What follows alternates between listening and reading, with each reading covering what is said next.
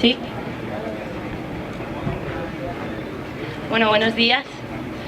La verdad es que no sé cómo presentaros a Jaime Pastor porque yo creo que es de sobra conocido por todas y todos. Es un referente político en el tema de la crisis del Estado y los nacionalismos. Desde su comienzo como líder estudiantil hasta su posterior exilio en Francia del 69 al 73. Después volvió para participar en la reorganización de la LCR, fue militante durante la transición y actualmente trabaja como profesor en el Departamento de Ciencias Políticas de la UNED. Es miembro de Izquierda Anticapitalista y militante de los movimientos sociales. Y bueno, dentro de la incomprensión que a veces ha habido dentro de la izquierda revolucionaria en relación con los problemas nacionales dentro del Estado español, afortunadamente siempre ha habido voces disonantes, excepciones, y yo creo que una de ellas es la de Jaime Pastor, así que si os parece os dejo con él. Bueno, gracias a compañera, un saludo y bueno, pues desear que estos días pues compartamos reflexiones y también propuestas para seguir luchando. Bien, como vamos muy contrarreloj, ¿no? Pues voy a empezar ya asumiendo, claro, la tarea de hablar, más o menos trataré de hablar 45 minutos para que haya tiempo suficiente para el coloquio, ¿no? Sobre tres temas, ¿no? La transición, cuestión nacional y crisis de régimen. De todas maneras, se supone, ¿no?, que dentro del ciclo de charlas de esta primera hora, pues lo que será más tareas, estrategia de lucha contra el régimen, parece que será más tratado pues en la charla que desarrollará Josep María Antentas, ¿no? O sea que trataré de centrarme más en el análisis, ¿no?, y en algunas ideas un poco de cómo responder a esta crisis de régimen, pero sin profundizar.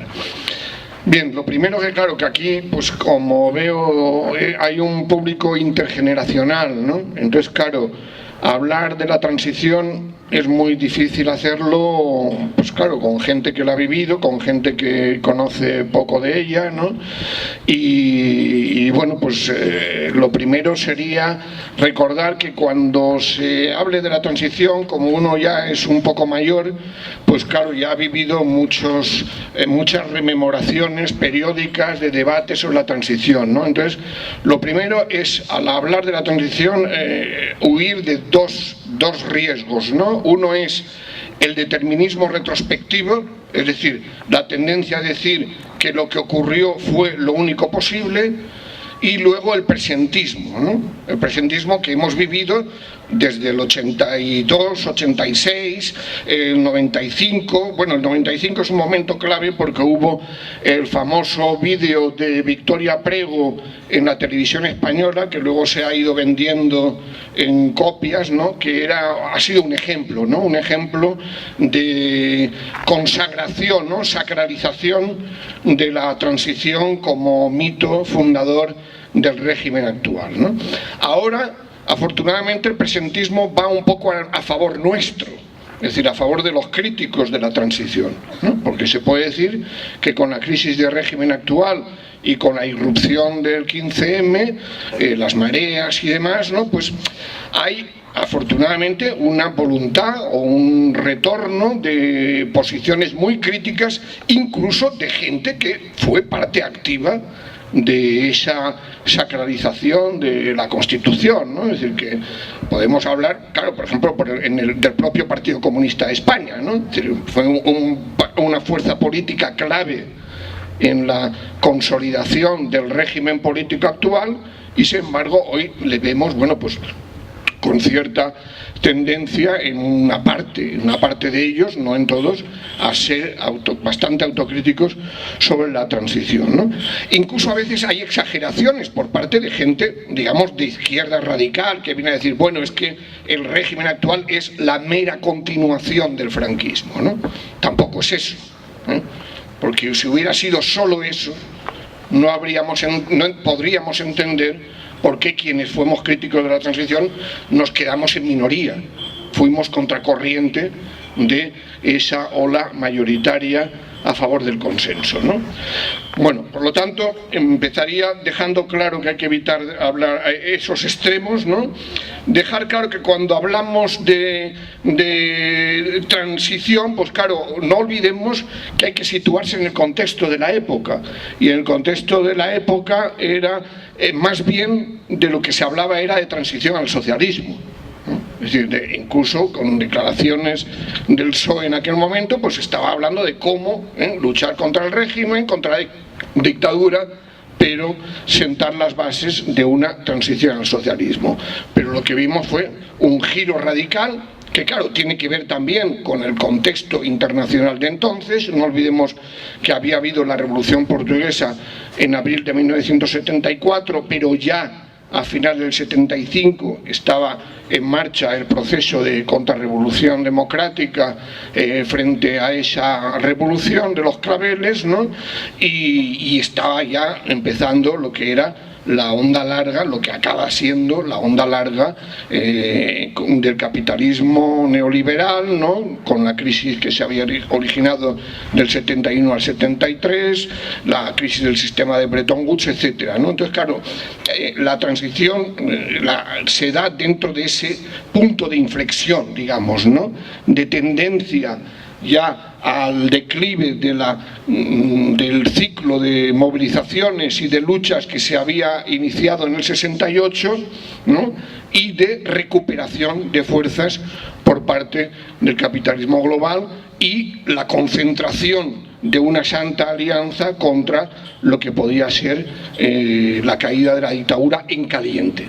Es decir, había un real miedo a la ruptura por parte de los poderes fácticos de ámbito estatal e internacional, ¿no? Eso es lo que habría que destacar, ¿no? Luego, claro, habría que resaltar también que lo que vemos en ese periodo es una lucha contra el tiempo entre un conjunto de movimientos sociales con una centralidad clara, que hay, ya digo, hay que situarse entonces del movimiento obrero, es el movimiento obrero a través sobre todo de comisiones obreras, pero también a través de movimientos autónomos. Es decir, no olvidemos que la lucha de los trabajadores de Vitoria, que culmina en marzo del 76, es una lucha fuera del control de las mismas direcciones de comisiones obreras, ¿no? No olvidemos que en Euskadi es una coordinadora de comisiones obreras hegemonizada por el movimiento comunista y la LCR la que juega un papel importante promoviendo varias huelgas generales, ¿no? Bien, entonces en ese contexto por un lado está ese bloque social y político que se va conformando, pero claro, en la componente política lo que hay es una clara hegemonía por parte del Partido Comunista y esa tendencia a ir transformando el imaginario colectivo a favor de una ruptura con la dictadura hacia una reforma pactada con el sector reformista de la dictadura, ¿no? Y ese es el otro actor, ¿no? Es decir, una lucha contra el tiempo entre ese movimiento, entre ese bloque social por un lado y por otro lo que es ese intento de anticiparse a la posibilidad de un derrocamiento en caliente, ¿no? Entonces lo que vivimos en ese periodo es un equilibrio inestable, una tensión entre esos dos bloques, ¿no? Y cómo hay momentos clave, es decir, es importante tenerlo en toda crisis orgánica del Estado o crisis de régimen, pues claro, hay acontecimientos precipitantes, hay momentos de bifurcación, ¿no? En los cuales la lucha puede ir, la correlación de fuerzas puede ir hacia un lado o puede ir hacia otro, ¿no? Y eso es lo que vivimos fundamentalmente en marzo del 76 en Vitoria, o lo que vimos luego en enero del 77 con la respuesta masiva que hubo a la matanza de Atocha, ¿no?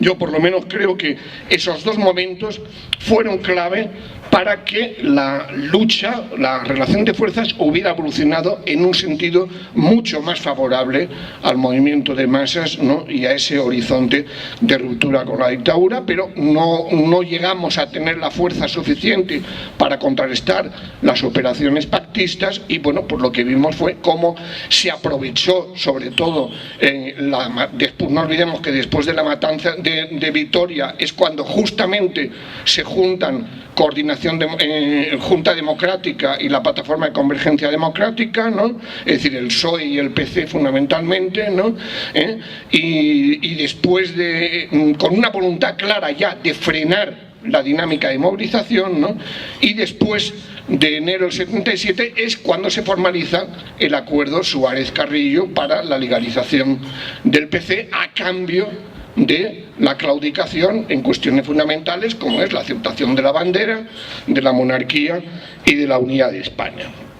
Entonces, bueno, no hay mucho tiempo, yo creo que lo importante es recordar que todo esto se da también en un contexto de violencia política, de confrontación violenta, de muchas muertes, muchos asesinatos, y bueno, también está por supuesto la acción de ETA, está la acción del Grapo, pero está sobre todo la actuación del aparato policial y de la extrema derecha, ¿no?, y ha habido ya libros sobre eso que están suficientemente documentados, ¿no?, pero el hecho es que llegamos a junio del 77 con una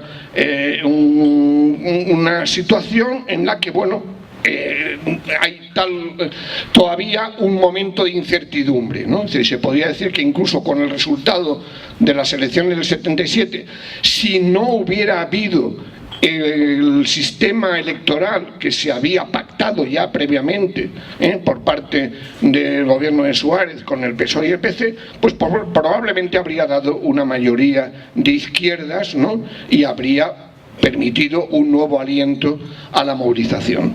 Pero el hecho es que esa hipótesis rupturista, cuando realmente se cierra, es en octubre del 77, con los pactos de la Moncloa y la ley de amnistía, ¿no? Esos dos pactos, los pactos de la Moncloa son clave, son fundamentales, ¿no?, porque hasta entonces había habido una dinámica ascendente del movimiento obrero de conquistas salariales y de conciencia de fuerza colectiva, pero a pesar de ello, a partir de entonces lo que hay es una presión por la desmovilización, a pesar de la contestación enorme que hay a ese pacto social en muchas partes, ¿no? Claro, estoy siendo muy sintético porque no olvidemos que nos encontramos en un contexto de desarrollo desigual también de la movilización.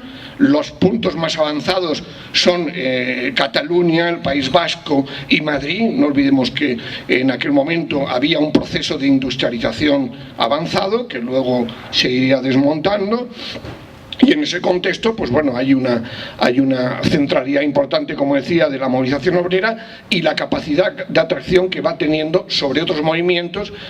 Hay un movimiento vecinal muy fuerte en esos tiempos, ¿no?, que también tiene una componente trabajadora clave, ¿no?, pero todo eso no es suficiente para ir cambiando el cambio de ciclo que se va dando a partir de los pactos de la Moncloa y de la ley de amnistía, que es verdad que con la ley de amnistía se consigue que salgan los últimos presos con delito de sangre, pero claro, el precio es aceptar la impunidad de los crímenes de la dictadura franquista, ¿no?, como ha recordado el movimiento de memoria histórica, ¿no? Entonces, claro, a partir de entonces lo que hay es el proceso de debate constitucional que va a ir conformando un nuevo tipo de régimen, ¿no?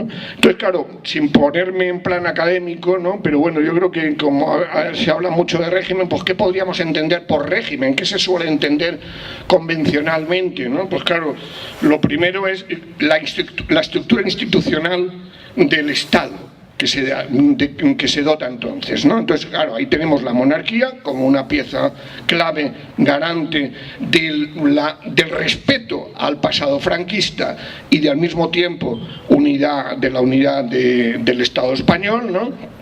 Tenemos un tribunal constitucional claramente dedicado a ser la tercera cámara vigilante de lo que se pueda aprobar en el Parlamento. Tenemos un aparato coercitivo que no ha sido depurado bajo la dictadura, y tenemos sí unas libertades democráticas, y tenemos un Parlamento, pero claro, es un Parlamento que se ha tratado de conformar sobre la base de construir un bipartidismo, ¿no? Es decir, la centralidad de dos grandes partidos para garantizar la gobernabilidad del sistema, ¿no?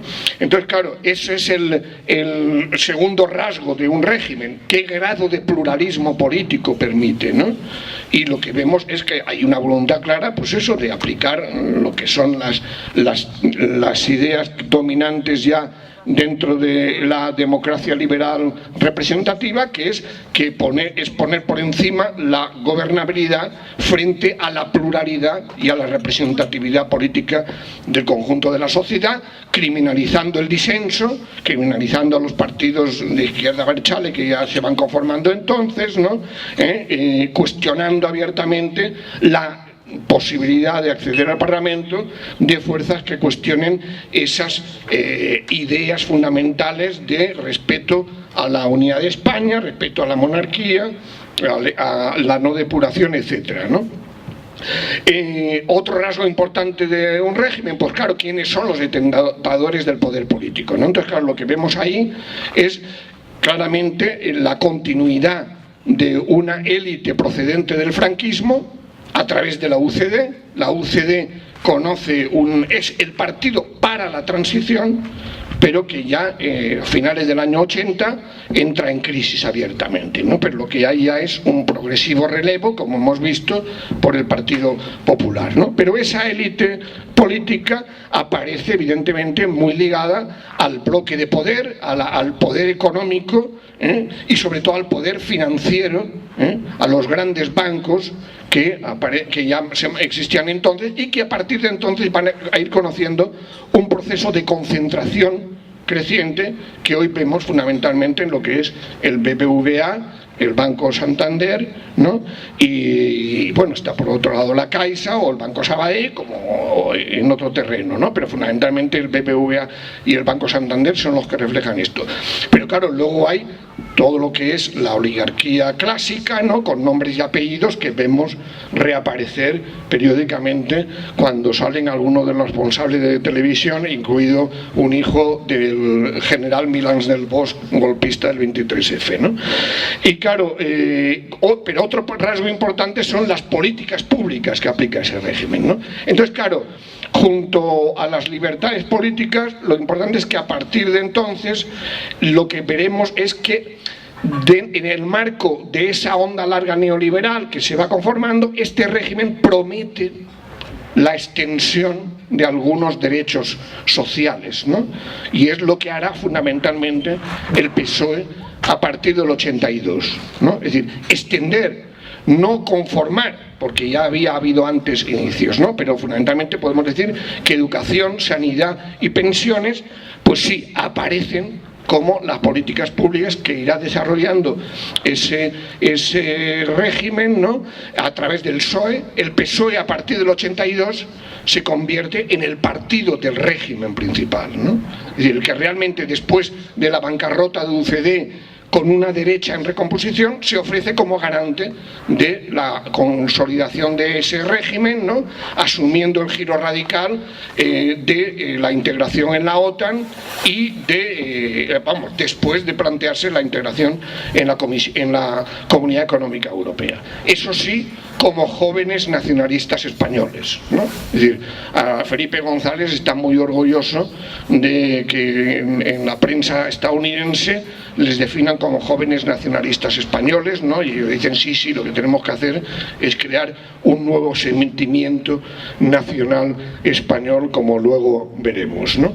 Y claro, en ese sentido, bueno, es significativo, ¿no? Es decir, que podríamos decir que lo que conforma ese régimen es ya una cultura política que algunos colegas míos politólogos han llamado incluso demócratas cínicos, ¿no? Es decir, de asunción de todas las limitaciones de ese régimen, a cambio de esas libertades más o menos formales o bueno, toleradas, ¿no? Y a cambio de ese reconocimiento progresivo, aunque limitado, de derechos sociales. Es decir, dentro de esa conformación de un tipo de, aunque le llaman Estado Social y Democrático de Derecho, en realidad es un Estado en el cual convive la tensión entre neoliberalismo y Estado social, ¿no? Que es lo que, bueno, pues de alguna manera viene a ir conformando lo que algunos han llamado una democracia clientelar, ¿no? Es una democracia en la que realmente, bueno, pues la gente, bueno, gracias a seguir teniendo algunos derechos y libertades, bueno, pues asiente a la conformación de ese régimen cada vez más oligárquico, cada vez más elitista, ¿no? Y cada vez más nacionalista español, ¿no? Bien, y bueno, en ese sentido es significativo, decía, como ahora se ha retomado la crítica de la cultura de la transición, lo que significa, por ejemplo, la movida, ¿no? La movida madrileña surge precisamente en el 80, después de la victoria en las elecciones municipales de la izquierda. Es decir, no olvidemos que en el 79 la izquierda consigue un peso importante en muchos ayuntamientos, en grandes ciudades y demás, ¿no? Y claro, la movida madrileña sería un ejemplo de cultura mayoritariamente, no vamos a generalizar, pero mayoritariamente identificada con esa nueva cultura política del cinismo, del apoliticismo, ¿no? Es decir, el propio Pedro Almodóvar lo reconocerá bastantes años después, claro, ¿no? Pero eso es lo que se da, y en cambio podríamos hablar de gente que va contracorriente de eso, y nosotros tuvimos como ECR una experiencia muy directa con uno de los malditos de esa movida, que era Eduardo Haro Ibars, el hijo de Eduardo Haro Teglen, ¿no? Pero podríamos hablar de Leopoldo Panero, podríamos hablar de determinados grupos. Eduardo Haro Ibars era alguien que escribió muchas letras de muchos grupos musicales, ¿no? Otra cosa sería hablar del punk vasco o de Cataluña, ¿no? Pero sería un ejemplo, ya digo, de un nuevo tipo de corriente cultural que se adapta a esa cultura política que conforma el nuevo régimen, ¿no? Pero bueno, no sé cuánto tiempo llevo ya. ¿Cuánto? 25. Bueno, pues entonces lo importante es que con esto trato de cerrar un poco esta parte de la transición para destacar cómo a partir del 82 lo que se va dando es esa integración geoeconómica y geopolítica en el capitalismo occidental.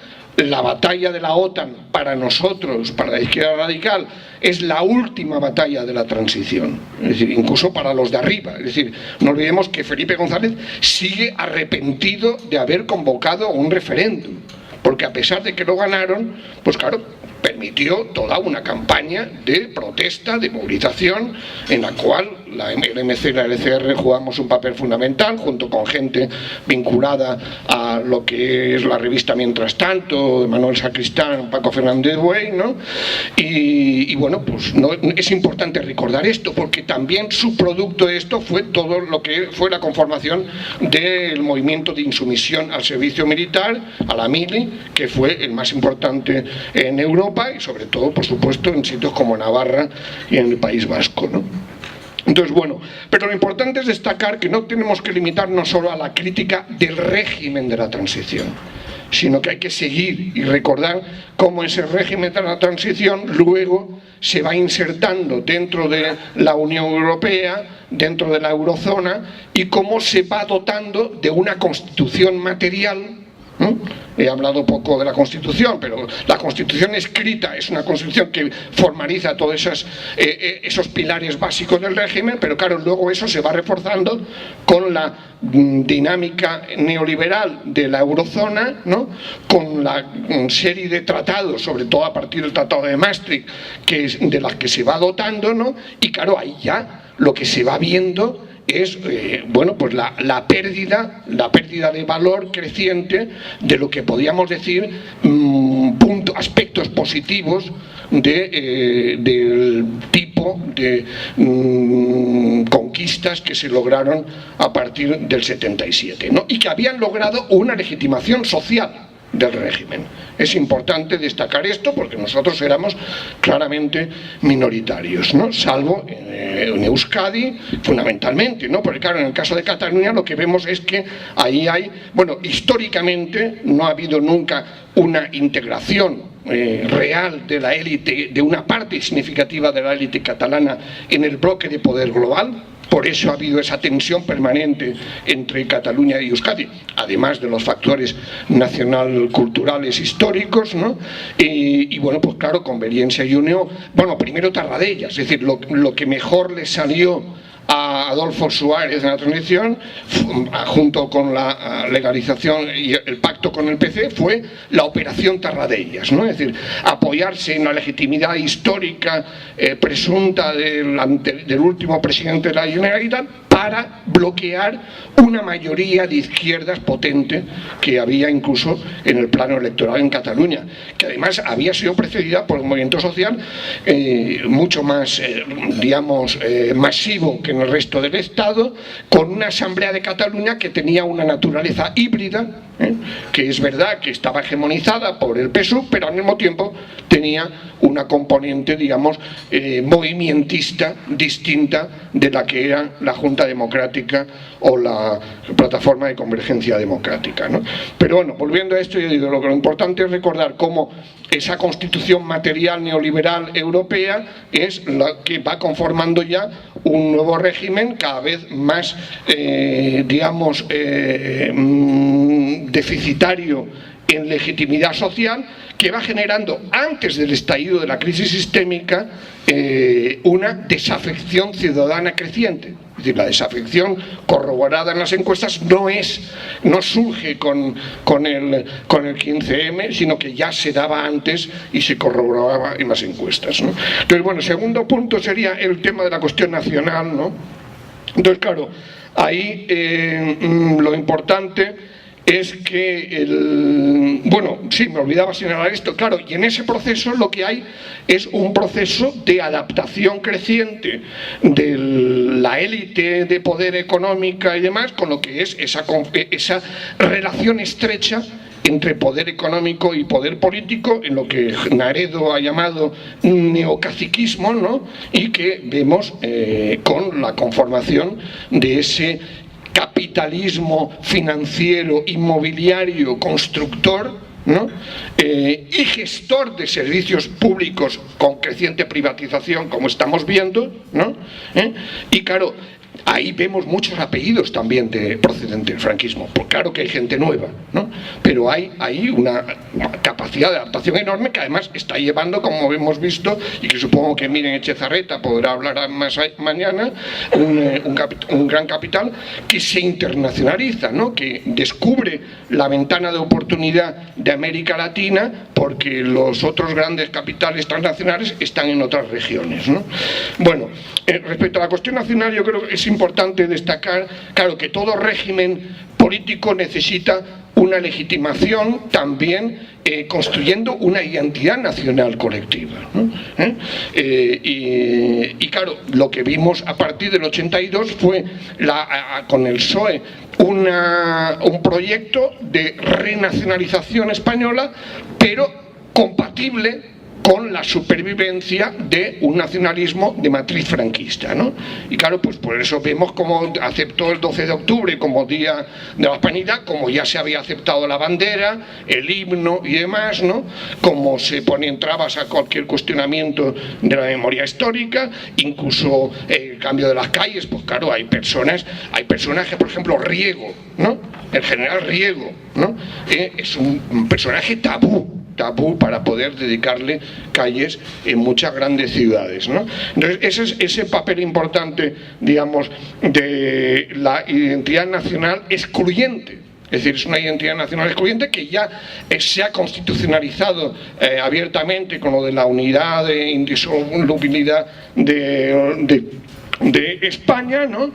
Y que bueno, que va por supuesto, a ir desarrollando también un nacionalismo cotidiano, ¿no? Un nacionalismo que algunos le llaman banal, ¿no? Es decir, que también cala abiertamente en la izquierda. Y claro, el caso del Partido Comunista es sintomático en ese sentido, porque claro, es un Partido Comunista que en sus programas mantiene el derecho de autodeterminación como principio, pero que en la práctica lo que hace es ir conformando, digamos, ir adaptándose a lo que es un Estado de autonomías. Y este es otro aspecto, bueno, que no toca el caso vasco, pero no se puede hablar de lo que es la lucha en sanidad y educación sin analizar las distintas políticas que se dan también en el plano de la educación y la sanidad en distintas comunidades autónomas, ¿no? Es evidente en educación, sí, la ley Wert, por supuesto, trata de aplicarse a todas ellas, ¿no? Pero bueno, hay ahí, digamos, una condición importante para conocer, para saber también qué tipo de movimientos se han podido configurar con mayor o menor fuerza en los distintos lugares, ¿no? Pero el hecho es que ese Estado autonómico pues lo que hace es ponerse al servicio de ese neonacionalismo español que, a cambio de esa limitada descentralización, sin la correspondiente financiación necesaria para asumir muchas de esas competencias, particularmente las de educación y sanidad, como estamos viendo ahora, ¿no? Y bueno, pues claro, lo que hay es fundamentalmente un bloqueo a todo lo que pueda ser cuestionamiento de ese marco autonómico, ¿no? Entonces, claro, ahí es importante este tema, no lo hablaba antes, pero por ejemplo las cajas de ahorro, ¿no? Las cajas de ahorro aparecen precisamente en ese contexto de Estado autonómico, en el cual las comunidades autónomas tienen una presencia importante y las cajas de ahorro aparecen como un instrumento de pacto, de connivencia entre poder económico, financiero, constructor, especulador y élites políticas, ¿no? Es importante verlo, pues decir, bueno, como no tenemos suficiente financiación, vamos a ir a eso. A cambio, eso sí, de ofrecer una obra social que trata de hacer ver a la gente que las cajas de ahorros son distintas a la banca, ¿no? Entonces eso es importante tenerlo en cuenta, pero lo importante es destacar cómo ese nacionalismo español esencialista no es cuestionado por el Partido Socialista, es cuestionado tímidamente por Izquierda Unida en algunos lugares a partir de los años 90, ¿no? Pero bueno, nunca se llega a cuestionar el marco autonómico, ¿no? Y claro, lo que vemos es cómo ya digo, en la izquierda social, en el movimiento obrero en general, pues a lo máximo a lo que se llega es a asumir lo que llaman patriotismo constitucional, ¿no? Es decir, recoger la fórmula que popularizó Habermas, ¿no? Y decir, aquí lo importante es digamos, identificarnos con lo que dice la Constitución. Claro que ya era una interpretación perversa, interesada de lo que decía el filósofo alemán, ¿no? Y bueno, pues claro, lo que vemos es que cualquier intento de superar el marco autonómico, incluso el federalista, es bloqueado por los partidos parlamentarios y por el propio Tribunal Constitucional, como lo vemos con el Plan Ibarretxe y como lo hemos visto luego con el nuevo estatuto. Y claro, evidentemente esto del nacionalismo, luego cuando llega José María Aznar al gobierno, pues ya es la caricatura con todo lo de Perejil y compañía, ¿no? Y bueno, pues la referencia incluso a la invasión de los moros, ¿no? Frente a lo que fue una guerra civil en realidad, ¿no? Etcétera, ¿no? Entonces no me voy a extender en esto, tenemos un ciclo sobre formación y bueno, sí, la aparición recurrente del tema de Gibraltar, ¿no? Como estamos viendo, ¿no? Para desviar la atención, y por otro lado defender Ceuta y Melilla, ¿no? Es decir, Ceuta y Melilla y Perejil aparecen, pues eso, como la importancia simbólica de las fronteras, ¿no? En un Estado, ¿no? Como aparecen como algo que debe ser defendido o reivindicado íntegramente como una forma de cohesionar, ¿no? A una base social española, ¿no? Pero bueno, de esto podríamos hablar, pero en fin, entrando ya en, digamos, en lo que es el estallido de la crisis sistémica, podríamos decir que claro, que lo que estamos viendo es el fin del ciclo histórico que se desarrolló a partir del 82 sobre todo, ¿no? Y la tendencia a la afrontación de expectativas ascendentes, ¿no? Ayer ya se dijo algo en el foro que hubo aquí sobre esto, ¿no? Y esto sí que provoca un salto en la desafección ciudadana hacia las élites políticas, ¿no? Bueno, me he olvidado hablar antes, por ejemplo, ayer la gente que estuvisteis viendo el documental sobre Sintel, ¿no? Pues pudisteis comprobar un poco todo esto que he podido comentar ahora, ¿no? Es decir, cómo hay una privatización de una filial de Telefónica, ¿no? Cómo esto se hace con la connivencia del ministro Borrell del PSOE, pero que luego lo asume el gobierno del PP, por supuesto, con sus amigos correspondientes, ¿no? Con ese capitalismo de amiguetes que se va conformando de manera mucho más abierta y sin complejos, como decían ellos, ¿no? Y claro, la respuesta también de los sindicatos, ¿no? Que es otro aspecto que, bueno, ya por las prisas no he señalado antes, ¿no? Pero claro, es importante, es decir, el régimen se conforma también con lo que se llama un neocorporativismo competitivo, ¿no? Es decir, lo que hay a partir de prácticamente de los pactos de la Moncloa es, bien, vamos a ir extendiendo algunos derechos sociales y tal, pero a cambio de la reducción del poder adquisitivo, es decir, a cambio de lo que será la conformación de un capitalismo antisalarial, ¿no? Pero bueno, también evidentemente dando unos derechos, dando una financiación a los sindicatos, etcétera, ¿no? Y con esa dinámica de concertación social, ¿no? Pero claro, ya digo, neocorporativismo competitivo nacional, ¿no? Lo hemos visto incluso en el último acuerdo con Rajoy por parte de Comisiones Obreras y UGT, ¿no? Es decir, como dicen, bueno, vamos sí a apoyar, y el PSOE, ¿no? Vamos sí a ir juntos a negociar en la Unión Europea, ¿no? Que haya un poco menos de austeridad y algo más de crecimiento, ¿no? Es decir, es esa lógica que lleva en casos como Sintel a, en el momento conflictivo, cuando se les ofrecen unas migajas, decir a los trabajadores que tienen que renunciar o todos o ninguno, ¿no? Etcétera, ¿no? Es decir, yo creo que ese documental es bastante ilustrativo. Si la gente que no lo pudo ver, pues parece que, bueno, puede haber DVDs ahí en la librería La Marabunta, que creo que se pueden adquirir. Pero bueno, entonces lo importante es destacar cómo el giro de Zapatero en mayo de 2010, ¿no? Es un punto de inflexión importante, aunque para nosotros y nosotras no sea un giro radical, porque realmente la política neoliberal venía de lejos, pero es evidente que la percepción de mayo de 2010 es que realmente ahora sí es imposible ya la connivencia entre un estado del bienestar menguante y la ofensiva neoliberal, ¿no? Y entonces, bueno, pues ahí, claro, empiezan los primeros recortes, ¿no? Las primeras renuncias, ¿no? Y eso, bueno, pues evidentemente va aumentando enormemente la desafección ciudadana, ¿no? Es decir, yo tengo aquí varias encuestas, aunque no dará mucho tiempo a darlas ahora, pero lo importante es cómo crece enormemente la desafección, el no nos representan, ¿no? Que por cierto ayer ya se vio que en la lucha de Sintel ya se decía no nos representan, como se decía, lo llaman democracia y no lo es, ¿no?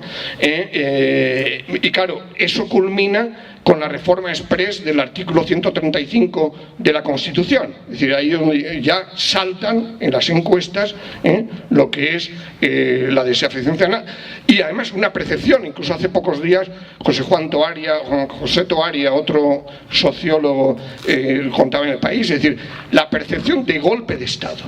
Es decir, esa percepción es importante, es creciente en la ciudadanía. Es decir, lo cual sí permite aseverar que nos encontramos con una crisis de legitimidad del régimen.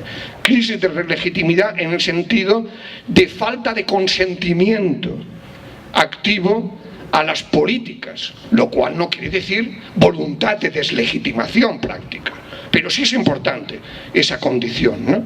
Y ese es un valor que hay que tener en cuenta. Evidentemente, de esa falta de consentimiento se puede derivar la resignación, la indiferencia, el sálvese quien pueda, pero claro, también la indignación y la protesta colectiva, y es lo que acaba sucediendo con el 15M, ¿no? El 15M aparece como acontecimiento con mayúsculas, ¿no?, que inicia un ciclo de protestas, no sé si largo, pero en todo caso un ciclo que se va extendiendo, como hemos visto, a otros sectores de la sociedad, ¿no? Pero que claro que no ha llegado a generar todavía lo que en términos gramscianos podríamos llamar una voluntad colectiva de escisión, de espíritu de escisión con los de arriba, ¿no?, con el sentido común dominante. Pero, entonces, claro, dentro de esa crisis de legitimación del régimen, lo importante es saber distinguir, es decir, ¿por qué se da esa crisis de legitimación? Ya digo, voy a insistir en esto, fundamentalmente porque las políticas públicas de este régimen ya no son ni siquiera las del Estado social menguante, ¿no? Eso es importante. Y además se hacen con procedimientos antidemocráticos, ¿no? Es decir, en las encuestas, ya digo, sin magnificarlas, pero es una constatación, es decir, hay un rechazo de los resultados de los procedimientos con que se aplican estas políticas, ese giro en las políticas, y además hay una frustración que se deriva de ello, porque se piensa que se está cerrando el ciclo histórico y con lo que nos encontramos va a ser con un capitalismo no solo antisalarial, sino antiderechos sociales, es decir, antisalarios indirectos e diferidos de la mayoría de la población, ¿no? Pero lo importante en ese contexto es saber distinguir entre las distintas instituciones y estructuras del régimen, ¿no? Entonces, claro, es evidente que hoy lo que más aparece como, digamos, como el pilar más débil del régimen es el gobierno y el Partido Popular. Es decir, la corrupción era tolerada en el periodo anterior, pero en un contexto de recortes para los de abajo y de enriquecimiento para los de arriba, de rescate bancario a los responsables de la crisis, etcétera, etcétera, pues el sentimiento de agravio comparativo de los de abajo frente a los de arriba es creciente, ¿no? Y por lo tanto la corrupción sí se convierte ya en un factor de desgaste social importante, ¿no? Por lo tanto, es evidente que hoy, dentro de nuestras prioridades, esa lucha por echar a este gobierno y al PP juega un papel importante, ¿no? Otro pilar fundamental, el Estado autonómico. Es evidente que el Estado autonómico se encuentra hoy sometido a tendencias contradictorias, ¿no? Es decir, por un lado, el gobierno del PP aprovecha la crisis para una recentralización creciente del Estado, y por otro lo que vemos es la convergencia en Cataluña, diríamos, de un sentimiento nacional creciente de frustración ante la respuesta del régimen frente a tímidas propuestas de reforma federal por un lado, convergencia de eso, con ese sentimiento de agravio, que además se da en un marco territorial determinado en el que, bueno, pues hay una percepción de que la política de infraestructuras, la política de financiación que se ha ido desarrollando ha ido en detrimento de Cataluña, ¿no? Entonces, claro, con lo que nos encontramos ahí es que, bueno, pues que realmente no podemos obviar ese flanco fundamental de confrontación con el régimen que se abre en Cataluña.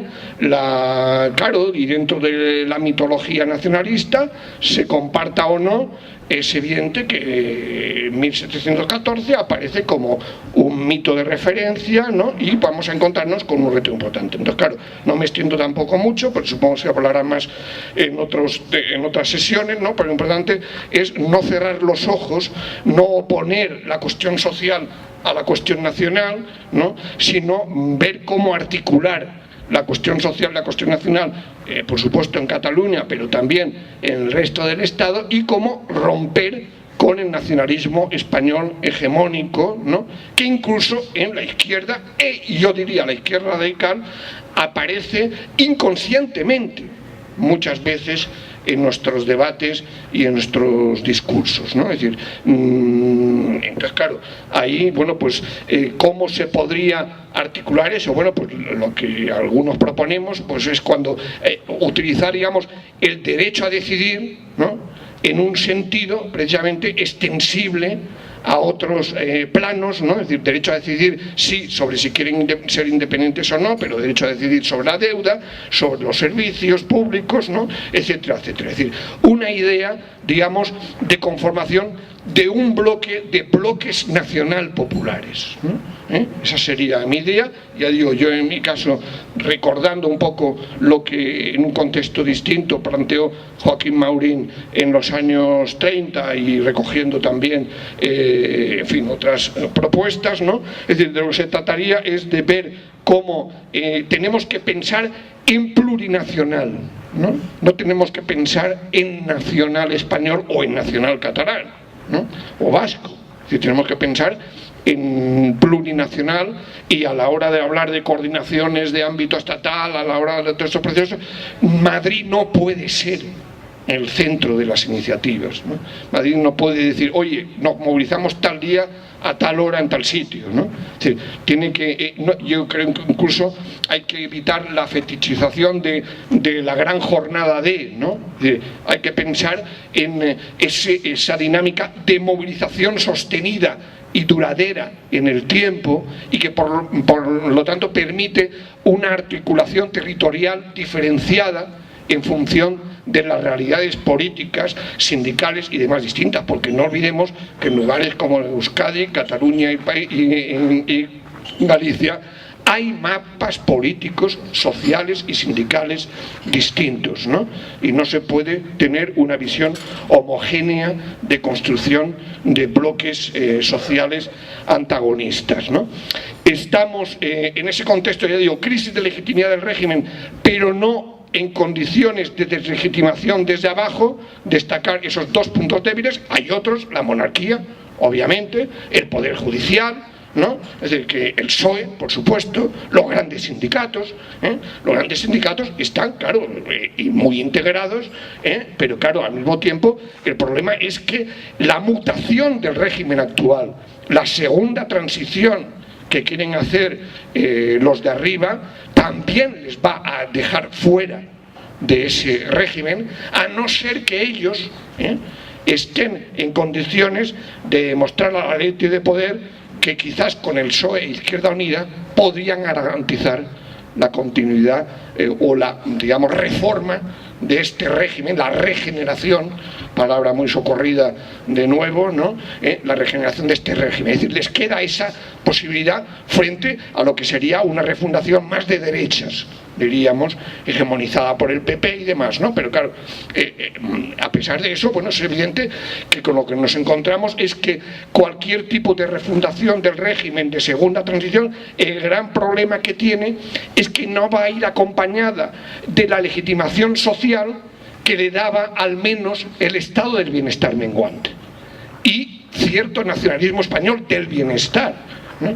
Eso ya no va a ser posible, ni siquiera va a ser muy difícil. Bueno, va a ser la versión austeridad blanda andaluza, pero claro, eso va a ser muy insuficiente en las condiciones de ofensiva por parte de la troika, por parte del capital transnacional, etcétera, ¿no? Entonces yo creo que ahí hay que ser consciente de que nos encontramos en una guerra de posiciones, ¿sí?, como se decía ayer, que estamos en una lucha contra el tiempo, también, como la transición, pero en otro contexto, con peor relación de fuerzas, pero también con mayor debilidad de los de arriba, ¿no? Si yo recuerdo alguna vez una frase de Marx, ¿no?, que decía, una cuestión judía, que decía esto de no nos basta con la debilidad de los fuertes, nos hace falta la fuerza de los débiles, ¿no? Entonces eso es lo que de alguna manera está planteándose en el contexto actual. No sé cuánto llevo ya, 50 minutos, pues entonces voy a tratar de acabar. Entonces Creo que lo importante es ver en ese contexto, claro, mirando más a corto plazo, pues claro, lo que vemos es que desde luego el pilar más débil del gobierno del PP y demás, yo creo que sí que hay que aprovecharla ahora a fondo en la medida de lo posible, ¿no? Es decir, que realmente el gran problema del PP ahora es cómo puede seguir obedeciendo a las órdenes de la Troika, por supuesto que las comparte, ¿no?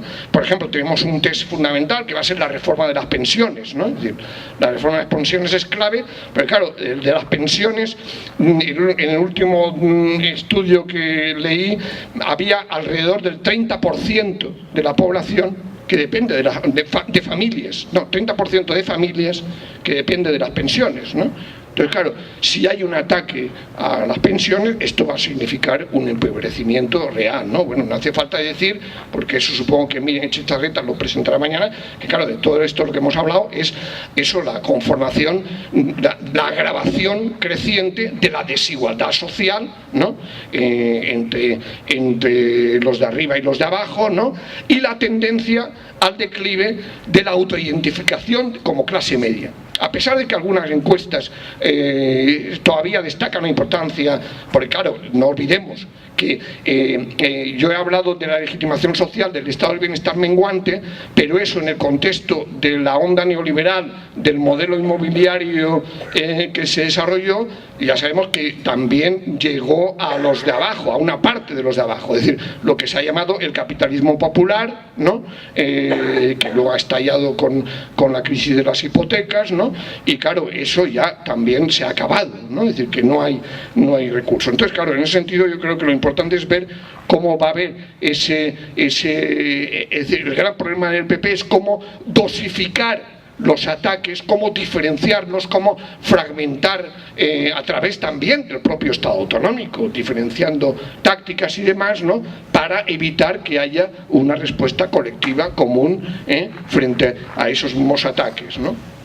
Bien, entonces claro, el gran problema es ese, es decir, que a pesar de eso, a pesar del enorme grado de corrupción, lo que estamos viendo es la dificultad de las conquistas, porque hay ese aferramiento a la mayoría absoluta parlamentaria por parte del Partido Popular, ¿no? Que es apoyado abiertamente por la Troika, ¿no? Porque estamos viendo que la prima de riesgo está bajando, ¿no? Que sí, que hay un miedo en la prensa internacional y demás a lo que se llama ya prima de riesgo política que siga aumentando, pero bueno, mientras no haya alternativa, mientras no haya oposición, pues evidentemente ahí hay un margen de maniobra que no podemos ignorar, ¿no? Entonces, bueno, claro, yo ya apunto, porque supongo que se desarrollará más en la sesión del viernes, ¿no? Creo que lo importante es constatar, es decir, que yo no creo que se haya agotado el ciclo de protesta social, es decir, porque, digamos, el potencial desestabilizador de la injusticia es enorme y por lo tanto el de la indignación también, y por lo tanto tiene que haber respuestas con mayor o menor alcance. Es evidente, es posible que no volvamos a las grandes movilizaciones de la primera fase del 15M, pero es importante estar alerta ante los estallidos posibles, ante bueno, pues los detonantes de nuevos ciclos de movilización, ¿no? Pero claro, es evidente que eso, si no va acompañado de herramientas políticas y electorales, pues claro, tiene un límite, y es el debate que está abierto en el 15M, en otros movimientos sociales, ¿no? Dentro de la izquierda, pero ya digo, yo creo que sería un error hablar de esto en términos de unidad de la izquierda, ¿no? De lo que se trata es de herramientas políticas electorales en las que realmente la fuerza de izquierda política actuales no sean las protagonistas. Como máximo sean coprotagonistas, ¿no? Pero si no hay una renovación, un protagonismo de lo que es el estilo de hacer política y de la búsqueda de otra política introducido por el 15M, pues evidentemente lo que veremos será una versión algo más avanzada de IU, ¿no? Claro, también en esto evidentemente hay que distinguir entre Cataluña, Euskadi, Galicia en parte y el resto, ¿no? Y ahí, claro, pues de lo que se trataría es de valorar, pues cómo hacen falta distintas estrategias, distintas tácticas, ¿no? Con el horizonte, por supuesto, de avanzar. Claro, y ahí yo introduzco términos, bueno, en el último número de Viento Sur tenéis un plural sobre crisis de régimen y procesos constituyentes, en el que escribimos varios, ¿no? Varias personas. Aquí desarrollo más, en mi caso, algunas de las cosas que he dicho ahora, ¿no? Pero yo creo que lo importante, sin meternos en la jerga, puede decir, ¿estamos en un proceso destituyente ya? ¿Sí o no? Bueno, pues en parte, prefigurando el 15M, sí podemos decir que hay formas de proceso destituyente, sí podemos decir, claro, por ejemplo, la plataforma de afectados por las hipotecas ha sido el punto más avanzado al que se ha podido llegar desde la protesta social, pero claro, no ha llegado más que a generar como subproducto una modestísima reforma, ¿no? Pero claro, algunos colegas, algunos amigos y amigas hablan de proceso instituyente como ya algo que está avanzando, ¿no? Yo creo que ahí hay que ser más prudente, ¿no? Es decir, no tomar los deseos por realidad, ¿no? Y pensar que todavía la relación de fuerzas, bueno, pues puede decir que sí está permitiendo lo que también con el lenguaje que se hablaba ayer, algunas zonas liberadas, ¿no? Podemos decir, hemos conseguido algunas palancas de apoyo de contrapoder social, pero que desde luego no llegan a contrarrestar los poderes de arriba, ¿no? Entonces, claro, de lo que se trataría es de cómo avanzar en proceso instituyente, que posiblemente en Cataluña, en el País Vasco, puede darse en mejores condiciones, ¿no? Pero claro, pensar que cualquier proceso constituyente tiene que culminar en un momento de ruptura, que permita transiciones y que permita apertura de nuevos procesos constituyentes en plural y no en singular, que permitieran luego un nuevo pacto federal entre los pueblos y, por supuesto, trasladando esto, ¿no?, a una escala superior, particularmente entre los pueblos del sur. Bueno, lo dejo ahí para que pueda haber tiempo para el debate. Gracias.